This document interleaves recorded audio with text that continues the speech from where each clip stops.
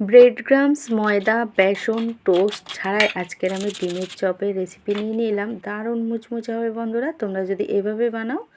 নমস্কার বন্ধুরা, আশা করি সবাই খুব ভালো আছেন। দীপ্তির রান্নাঘরের সবাইকে আমন্ত্রণ রইল।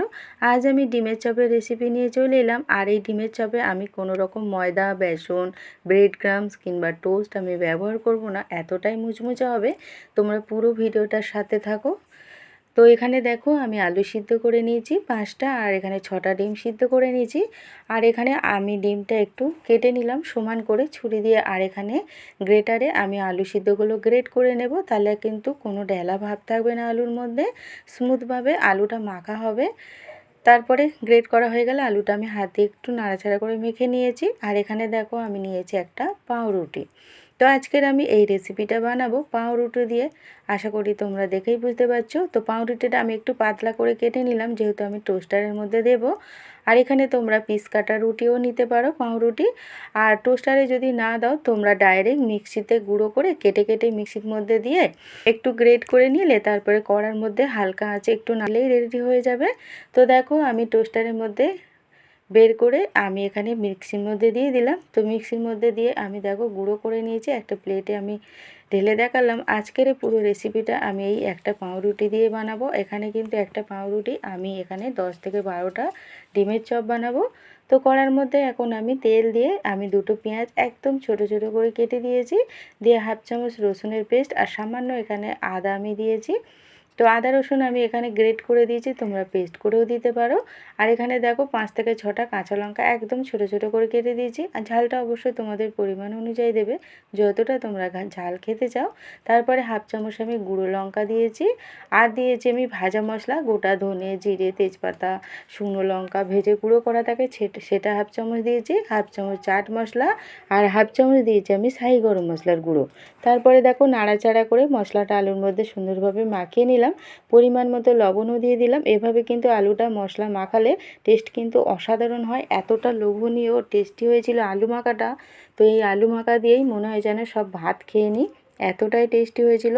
তো এই আলু মাখা তো একটু ঠান্ডা করে নিলাম। তো ঠান্ডা হয়ে গেলে দেখো আমি ডিমগুলো ভালোভাবে আলুর মধ্যে দেখো আমি চারিদিক দিয়ে আলুগুলো আমি ডিমের মধ্যে ভালো করে আমি আটকে দিলাম, তো ডিমগুলো যাতে না বেরিয়ে যায়। আর এতটা সুন্দর টেস্টি আলু মাখা হয়েছিল। তো আমি যখন বানাচ্ছিলাম, তো ক্যামেরা চলাকালীন আমার মেয়ে দেখো আলুর পুর একটু খেয়ে নিল। আমি অনেক বারণ করছিলাম, তাও আমি বলছি ক্যামেরা চলছে শোনা, তাও শুনলো না। এতটাই টেস্টি হয়েছিল এই আলু মাখাটা। তো দেখো আমি সব রেডি করে নিয়েছি ডিমগুলো। আর এখানে দেখো কর্নফ্লাওয়ার নিয়েছি 3 চামচ, পরিমাণ মতো লবণ দিয়ে জল দিয়ে একটা পাতলা আমি ব্যাটার বানাবো। তো খুব পাতলা করেই করব, ঘন করে করলে কিন্তু ভালো মুচমুচে হবে না, খেতেও ভালো লাগবে না। তো নিশ্চয়ই তোমরা দেখে বুঝতে পারছো। তো কর্নফ্লাওয়ারের মধ্যে আমি ডিমের টা দিয়ে তারপরে আমি দেখো পাউরুটির মধ্যে দিয়ে একটা কোট করে নিয়ে আবারও আমি কর্নফ্লাওয়ারের মধ্যে দিয়ে আবারও আমি দেখো এখানে পাউরুটির গুঁড়োর মধ্যে ভালোভাবে চেপে চেপে দেবো হাত দিয়ে, দেখো যাতে না ঝরে পড়ে যায়। তো আমি 2 কোট করেই করব, তাহলে কিন্তু দারুণ খেতেও বেশ মুচমুচে ক্রাঞ্চি হয়। তো আমি তোমরা চাইলে 1 কোট করে করতে পারো, তো চেষ্টা করবে 2 কোট করার, তাহলে কিন্তু খেতে ভালো লাগে। তো এভাবে কিন্তু বাকিগুলো আমি রেডি করে নেব। তোমাদের সাথে আমি দুটো এখানে দেখালাম, বাকিগুলো আমি অফ ক্যামেরায় বানিয়ে নিয়েছি। তো দেখো আমার এখানে ডিমগুলো সব পাউরুটির গুঁড়ো কোট করা হয়ে গেছে, এখন আমি ভেজে নেব। তো কড়ার মধ্যে তেল দিয়ে তেলটা খুব ভালোভাবে গ্যাসের আঁচটাকে বাড়িয়ে প্রথমে আমি তেলটা ভালোভাবে গরম করে নেব। তারপরে ডিমগুলো ছেড়ে আমি গ্যাসের আঁচটাকে কমিয়ে সময় ধরে উল্টে পাল্টে ভেজে নেব। তো গ্যাসের আঁচটা কিন্তু বাড়িয়ে ভাজলে ভালো ক্রাঞ্চি হবে না, উপরটা তাড়াতাড়ি হয়ে যাবে আর ক্রাঞ্চি ভাবটাও আসে না। তো তোমরা কিন্তু সময় ধরে একদম গ্যাসটাকে কমিয়ে রেখে একটু সময় ধরে ভেজো, তাহলে ভাজাটাও সুন্দর হয়। তো দেখো লাল লাল করে আমার ভাজা হয়ে গেছে, এখন তেল ঝরিয়ে আমি তুলে নেব।